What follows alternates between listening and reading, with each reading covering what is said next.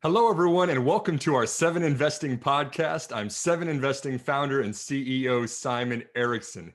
GameStop has gone from a company that no one was talking about to one that everyone is talking about. But is buying this stock truly the best way to compound wealth in the stock market? And on top of that, are there decision-making tools that we can use to be better investors? Well, to answer these questions, I'm very excited to be joined by Krzysztof Piekarski. He is a director and professor of rhetoric at the University of Texas. And joining me this morning from Austin, Texas, Krzysztof, thanks for joining the Seven Investing Podcast. Oh, it's so great to be here with you, Simon. I really enjoy what you guys are doing. So really looking forward to it. Krzysztof, I've been a fan of yours for years as well. I know that you've been an investor for more than 20 years, and we're going to be talking not only about GameStop, but also kind of these decision-making tools that can improve us as investors. I'm expecting this to be a higher level, really deeper conversation. And so, first of all, I've changed from drinking coffee, which is typical for me, to drinking hot tea. And Krzysztof, I know you'll appreciate this. I put it in my University of Texas mug for you here this morning as well. Right on. Good man, Simon. Can you first tell me kind of your perspective on how you think of yourself as an investor? How do you self-describe Sure. as an investor and think about the stock market? Yeah. And I think my answer should lead us to GameStop pretty quickly. I think of myself as a humble investor because well, let me give you backstory. For whatever reason, call it genetic, I was never tempted by a kind of investing that is lottery based, meaning uh, promises of what the wildest riches beyond your imagination. So I never was fooled into buying lottery tickets or penny stocks or any of that hype. I don't know why. I'm just resistant to those kinds of exuberant fake claims. Maybe because I'm a professor of rhetoric, I could see through the sort of false advertising front. So I never got into that. But for a long time, I thought, well, the opposite of that would be doing a whole bunch of analysis and really getting good at numbers and crunching the facts and getting things exactly right. And I think for maybe the first it was a long time, maybe not the first few years, but in the middle of my investing journey, that strategy of I would call it mere analysis proved more costly to me than anything I'd done before, which is counterintuitive to some extent. I think the reason was because I felt sometimes that I was so right about an investment because the numbers added up, because the product was the best, because all the ways our capacity to be righteous. Right. I was really taken by, like, no, obviously I'm right about this. Everything, the numbers add up. And then when the stock market decides, goes the other way for what seemed to me like diabolical reasons that were, chalk it up to insanity or weird, whatever, it became maddening. And some of my greatest losses were the ones about which I was, in a sense, right about, in theory. And so that taught me, I think, from then on, to try to have some kind of what I call, I mean, this is cliched, but balanced approach where obviously the analytical work has to be there.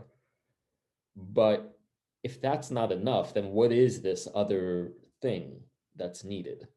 And that's when I drifted heavily into the behavioral side of things, the psychological side, the human side, the storytelling side, to counterbalance the analytical. And out of that, I think comes what I would call that sense of humility, that I invest with humility, meaning I may be right, I may not be right.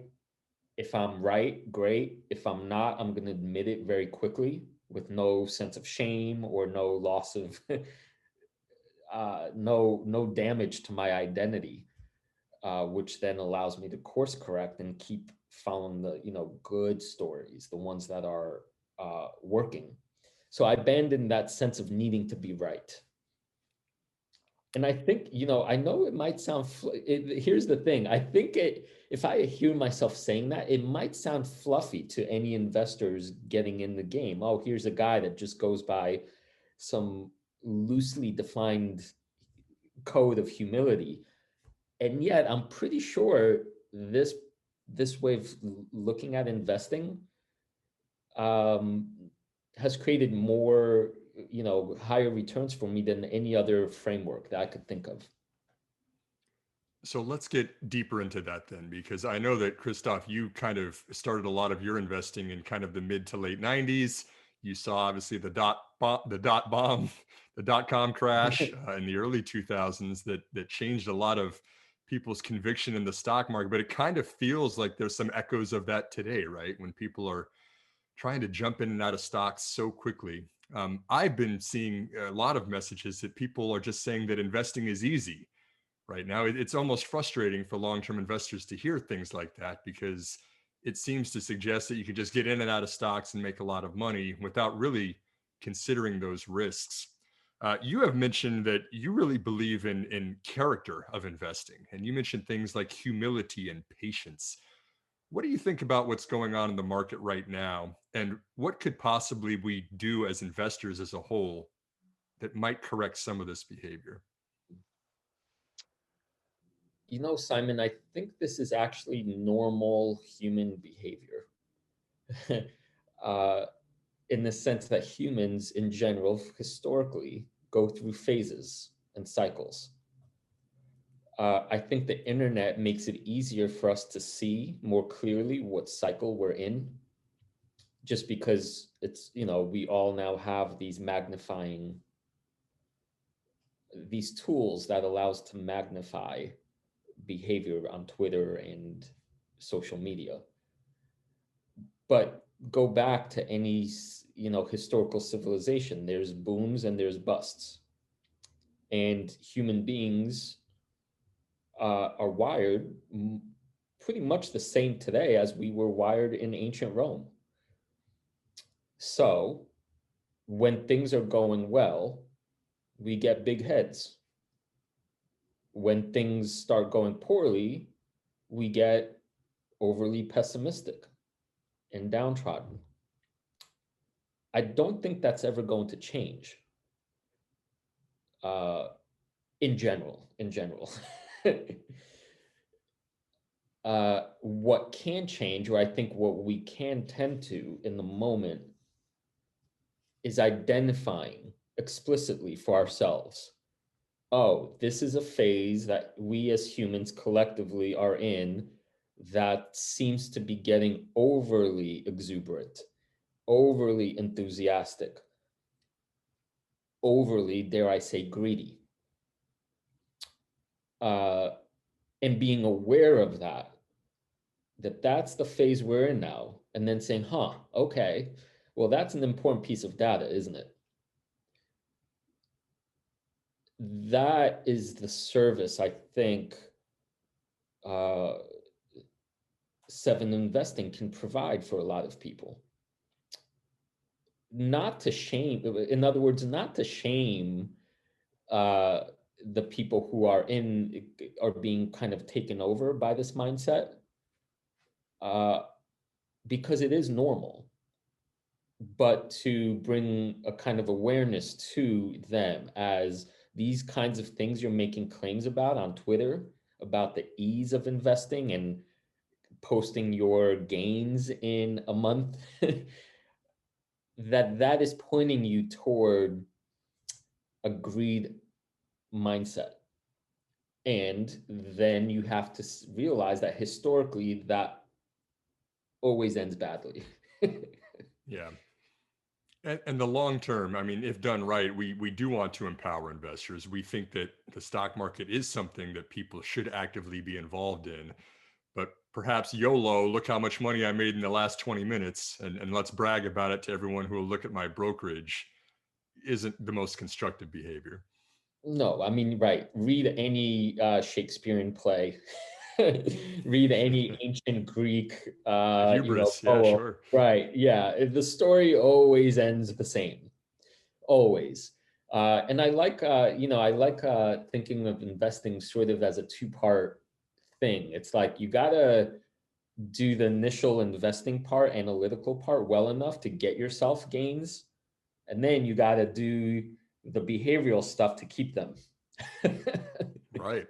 Right? I mean, like it's no good to have at one point had $1 million in digital gains to wake up 3 days later to for all of that to have disappeared because you didn't consider carefully enough the source of gains. How did those gains happen? Was it right something a little more legitimate, or meaning, I mean, I don't know. Legitimate seems like a good word, right? Like often, not always, right? Hard work and patience and these character things, we appreciate them because they are more grounded. There's a little more reality under them, like making real things with your hands. Is that how you made your gains, or did you make them because there's some wild craze, some wild mania that you happen to luckily step into at the right moment? Is that as legitimate? Probably not. Therefore, more care needs to be taken. I'm glad you framed it that way, of the analytical piece of this and then the behavioral piece of that, because we are definitely aligned in wanting to help people invest better. And Krzysztof, I should mention that since Seven Investing launched last March, we have only had one guest writer appear on our site. And that writer is you, who's written 2 articles now that we've featured directly on Seven Investing, because I think it's so important to take that next step and figure out, what do I do? How should I pull the trigger on this? I've got kind of these emotions about this. How do I control all this so that I'm making good long-term decisions? And so the two articles that you've written for the site, one was called "Don't Panic: Why Don't Panic is Not Necessarily Great Advice," which is very interesting. And then the other is about the importance of patience. And without oversimplifying these, Krzysztof, because I'd encourage everybody to read through each of those articles, which we'll post to this podcast, the links for them. But there's kind of some consistent themes that you have. One is that I think that a lot of people are trying to oversimplify these managers in our minds that are either telling us, you've got to buy this stock, get in right now, or you're going to miss this opportunity, or the complete opposite of just completely stay calm, don't do anything, just let it ride. But in reality, perhaps there's some kind of middle ground between the two of those, that you should be listening to both sides of the spectrum. Can you explain a little bit more about your first article and what that means, Krzysztof?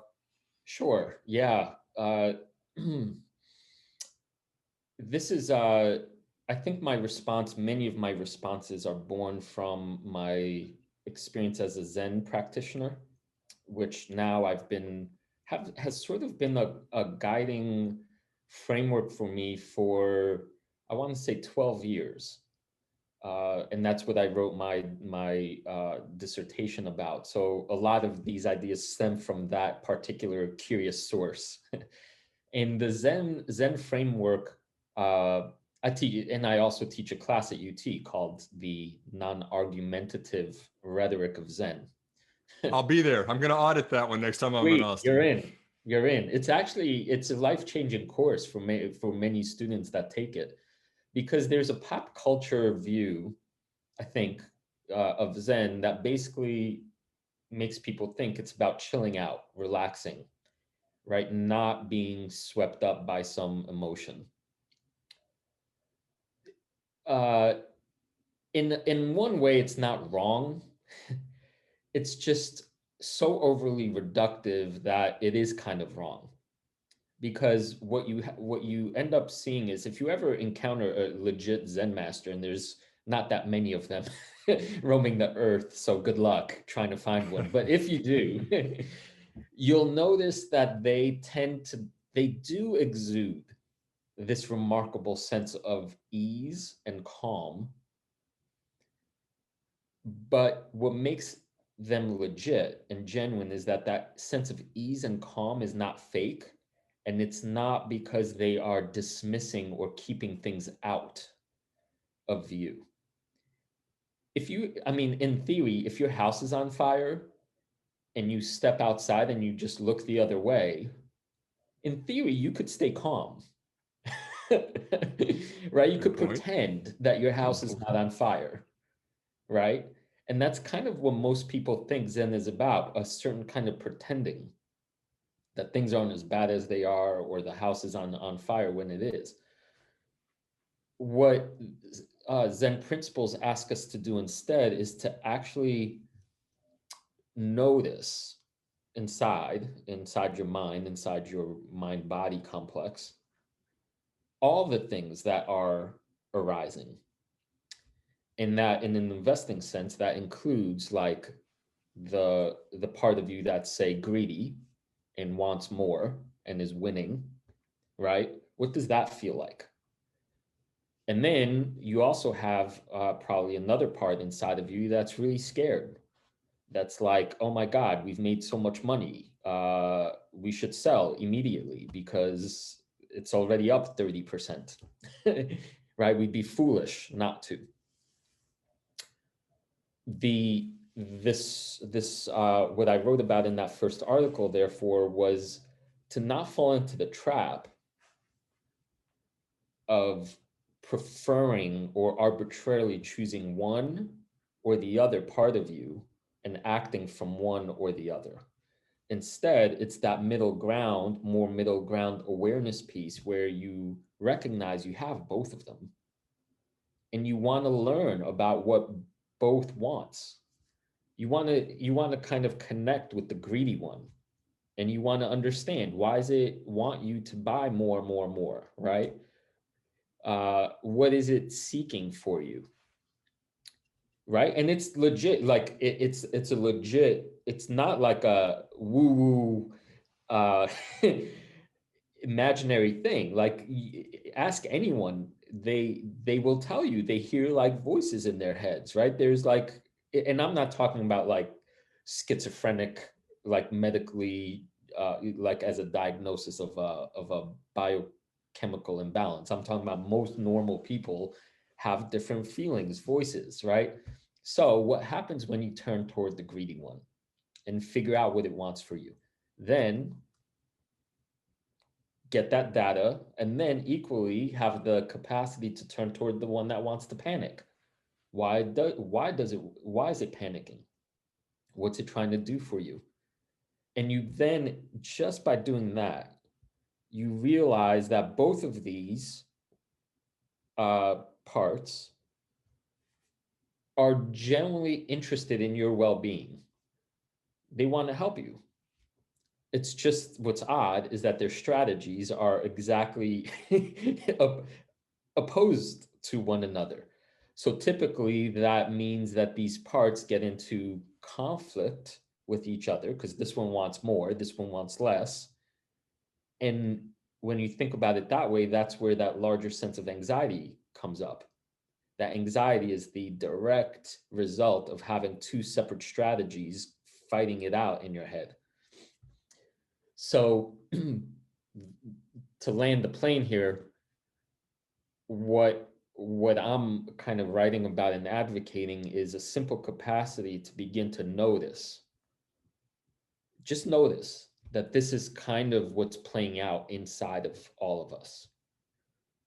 That step of just noticing is already like leagues ahead of what most people can do. And it turns out by merely noticing, you gain this extra sense of control, like capacity to actually not act impulsively based out of whichever one of these two has your attention. And like any good psych study shows us, right, people who don't act impulsively tend to get more marshmallows or It right. makes sense, Krzysztof. The long-term reward for being patient and listening to the inner voices and what they're telling you to do or not do. I can see how that would make you so much more self-aware. The other article you wrote was the importance of patience, which you were calling forbearance in your article that you wrote. And I thought it was very interesting. One of the things that you had mentioned in that article was that patience is not passive. Being patient is not just the same as tuning out or pretending not to notice what's going on. Can you tell us a little bit more about how you think that applies to the market? I mean, obviously, we're seeing a lot of herd mentality. We're seeing a lot of retail investors buying GameStop just because other retail investors are doing so without any kind of analysis whatsoever. I mean, we preach long-term things like watch lists and being ready and doing the analytical analysis, but then you've also got to know as an investor, when do you act on something that you've done your homework for? So what's the role of patience in investing? And then also what's the role of taking action when the time is right? One of the most interesting things I learned in my studies of this to a Westerner like myself, this Eastern world of Zen and Chan, is that the character, how their language is pictographic. I guess that's the correct way, right? The symbol for patience is technically it's translated as a heart that has a sword hanging right above it. And I actually find that very moving, and it kind of lands, like, it really helps me understand what this quality is pointing us to. In other words, like, what does it mean to have a heart that's open with a sword, meaning, a symbol of danger, hovering above it? Like, what do you have to do to keep that heart open? And this concept of forbearance, to me, points directly to needing, as an investor, set of principles that to be successful at this game, you have to kind of have a game plan, right, ahead of time. A set of, I'm not sure if it's a code exactly, right, but a system, some sort of system that you've thought about, you learned about, you kind of forged in the fire over the years, right, as you gained experience, and you come up with these principles that you believe work. You may or may not be right about them, right? But that's what experience and kind of being able to change over time helps you do. You can always adjust, right? But you start out with some set of principles. This concept of forbearance, therefore, points you to the notion that principles are all fine and good when things are easy, but when things get hard, is the first thing you do is toss your principles out the window? If you do, they're not really your guiding principles, are they? Right, right. They're a theory, they're kind of like theoretical things that would be nice if only you could, but then you realize, oh, I'm not really living from them. Forbearance, I think, is that capacity that you can cultivate over time to live from your principles. And when things get challenging and weird, like in the current GameStop saga, that's, I think, a perfect example of a ready-made situation that gets to test you and gets to try your principles. And when the GameStop saga started unfolding, did you get suckered into the the buying frenzy? Did you panic? And, like, what is it that happened? Or were you content sort of staying on the sidelines and saying to yourself, well, that's a kind of weird investing thing I haven't seen before, and there's nothing, I'm going to be interested in it, I'm going to observe what's happening, but there's nothing but by entering that world, I'd be violating principles 3 through 7. So I'm going to have enough forbearance to stay out of it and just observe.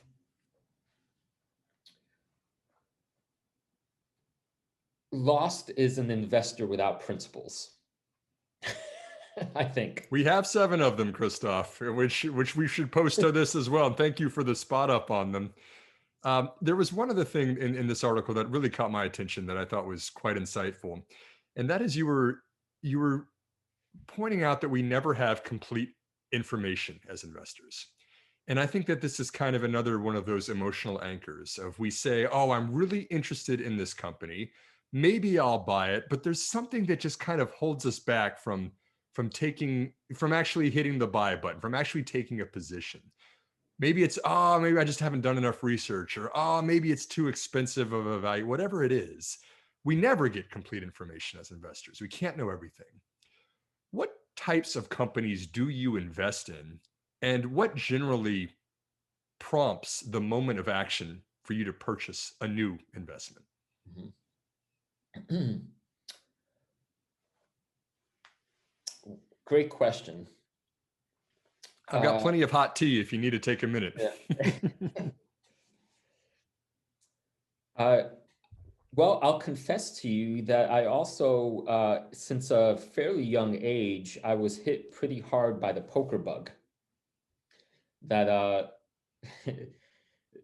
I became fascinated with. I guess I've always been fascinated with human behavior and how people tell stories to one another. And poker is this game that Texas Hold'em, especially, that relies on, its structure is incomplete information.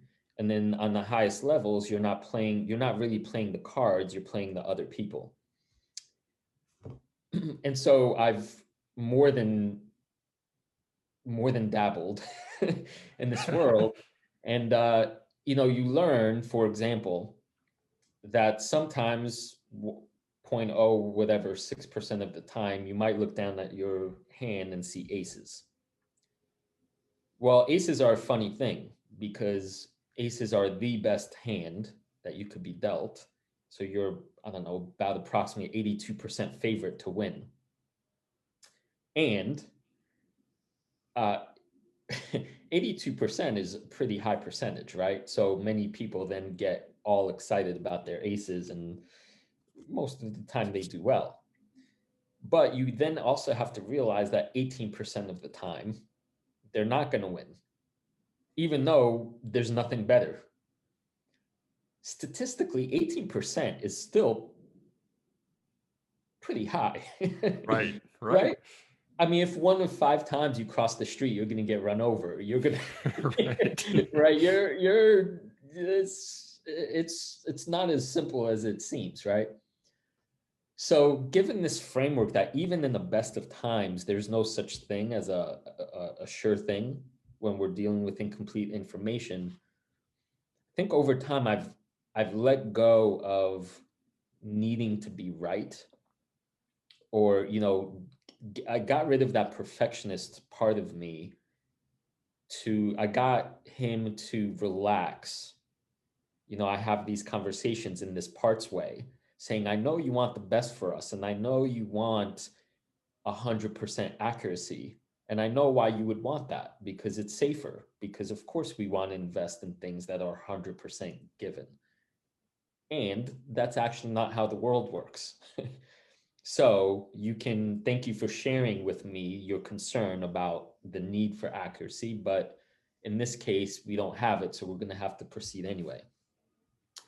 And so once I kind of negotiate in me the reality of the world, I tend to lead with companies that, this sounds cliched and hokey, but it's true, feel good to me. And so that's kind of a 2-part thing itself. When I say feel good to me, one, on an almost literal level, because I'm deeply concerned about ethics and morality and the impact that my actions have on others and that some companies' actions have on others, I simply won't invest in the company. I don't care how good their numbers are, if I think they are doing explicit harm, like knowingly. So I just don't touch any of that. Like, the world is complex enough.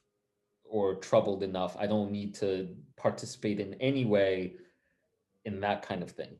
So therefore, if there's a company that I actually believe in the mission, or I actually think they're helping, solve an important human problem, I get excited. That's what I mean by feel good in one way. But the other way is like by feel good, I then do the analytical piece of it. And, like uh, increasing revenue growth or accelerating revenue growth in a huge open market feels good, right? So I examine the business model, right? The business model and the numbers, so that I make sure I'm not telling myself a story that's not backed up by evidence. And that to me feels good when I could sleep well at night, right? When the balance sheet lines up. When I combine those, and there's a company that I feel good about regarding its mission, I feel good about the business model and the numbers. I'm like, I then talk to my, that inner perfectionist, and I say, well, we might get this wrong, but the principles tell me it's worth enough consideration to try out. And usually when I invest, I take an initial small nibble position, listen to a few conference calls, and then get to know the people. As my confidence increases, then I start building out that position. And you've got to give me a concrete example, Krzysztof. I mean, 20-year investor, what's a couple companies that have lined up with your the feel good process? You feel good about their principles that they have, and then also the numbers really seem to suggest it's a good investment too. Any companies you've been proud of over 2 years, 20 years, 2 decades in the stock market? Yeah, over 2 decades. Yeah. The sad thing is that all these cases I sold too early. Sure. Yeah, we all do. Right. I know that feeling. But the big ones, historically, I remember I was I used Apple from the time I was in 8th grade. So basically before Apple had the big combustion of like becoming a dying company and Steve Jobs getting kicked out of the board, I always loved the product. And it kind of got to sort of snobbery against, pardon all you Android people or you PC people out there, but like I just felt like I remember in the, I guess this must have been like, yeah, mid 90s, late 90s. I remember loving the product, loving the mouse, loving the colored Apple, like everything about it felt better than what I saw my PC people have to go through with the DOS weird like carrots and weird hieroglyphics on the screen. And then I would walk into a computer store, right? And there'd be the 98% of it was PC stuff, and then in some hidden corner was the Mac section. And I was like, why is this? Like the thing that's better and like good and friendly is like a pariah. Anyway, I loved the idea that the friendlier, more human computer would be the better product. And so I invested in Apple, kind of way back. And then the iPod came along that, and then it kind of reinvigorated itself. So I held on to Apple for for that sort of Jobsian vision of making computing more human through, I think, through the mid iPhone stage. So it's a pretty long time. So that's an example of like believing in the company and riding it for a while. A more modern example would be Tesla. And it's actually, come to think of it, the two are related. When Steve Jobs died, I generally felt like something important to me as a human was gone. Like I actually cared about Apple as a company, as a kind of ethos. And so when that went away, for a little while, there was a gap of like, I don't know if you're a weenie investor, you sort of, you know what it's like to sometimes look forward to earnings calls. People are at different levels with investing, but it's possible, I'm here to tell you, to get excited about. Those are exciting Friday nights for us here, Krzysztof. Right. We Okay. are Right. always So, yeah. digging into the earnings calls. Yeah. So, when I realized I'm no longer looking forward to Apple's earnings calls, I began kind of scouting for a kind of replacement. And that's when I discovered Tesla quite early, because I truly believed in the climate change issues that they need to be solved. I thought Elon Musk had the same kind of brashness or kind of creative genius that Steve Jobs did. And so I hitched my wagon to that story very early on. So that was a successful investment for me for quite a while. And then I sold too early when there was all the market manipulation and bankrupt, nearing bankrupt. Like there was a lot of uncertainty that my own threshold was not willing to hold through, but that's kind of separate. So one other topic I wanted to chat about, and I think there's some investing takeaway on this, but I want to extend your Texas Hold'em analysis of the poker playing to investing, and talk about the incomplete information, but then also adding to positions over time. Because as you know, as a poker player, you don't have to go all in before you see the flop. You get more cards that you get to see over time. And just like in investing, you don't have to put a full position or put everything in right up front for a company. You can add to it over time. And I think one of the games we also play with ourselves as investors is valuation. We say a company's just too expensive, or I just don't know. It seems like it's too expensive for me to get into. But the stock market, of course, is always forward looking. It doesn't matter what the past history of the price of the company you're buying into is. Do you add to positions over time, and do those tend to be do you have a more concentrated portfolio, or do you tend to spread bets over a bunch of different companies that you think share the principles that you're interested in, and then kind of let the winners rise to the top? Great question. My portfolio is a kind of chimera. It's it has a very different front from a very different back. Most of my allocation is in a few companies. I don't know. I think the actual number is like 85% of all my assets slash wealth is in, I think, 12, like very concentrated. And then there's this long tail that has like 80 companies that are tiny, tiny positions. Uh, and so the technical answer is like I have something like 100 whatever companies, and yet it's only really 12 to 15 that will make any significant difference at the moment. And so what I tend to do, uh, and this actually goes back to that character piece, I've learned, I think over time, that one of the most important things for me is believing in the company, like genuinely believing, like caring almost. I don't know if that's too strong a word, maybe not. Caring about the company. And when I ask myself, what is a company? I realize a company is a group of humans. Like I force myself to uh, dig through that kind of abstract thinking of a company as just a ticker or a price or even a business, and I think of it as a group of people. And therefore, after I make an investment, I've already done the work in terms of the numbers, and the numbers seem to be going well, right? That's what the service 7 investing provides, among other things, but that's a key component. Once that's sort of doing its thing, I keep adding, I keep listening to the earnings calls, right? I keep getting to know the leaders of the company. I keep getting to know what happens when a tough period rolls around.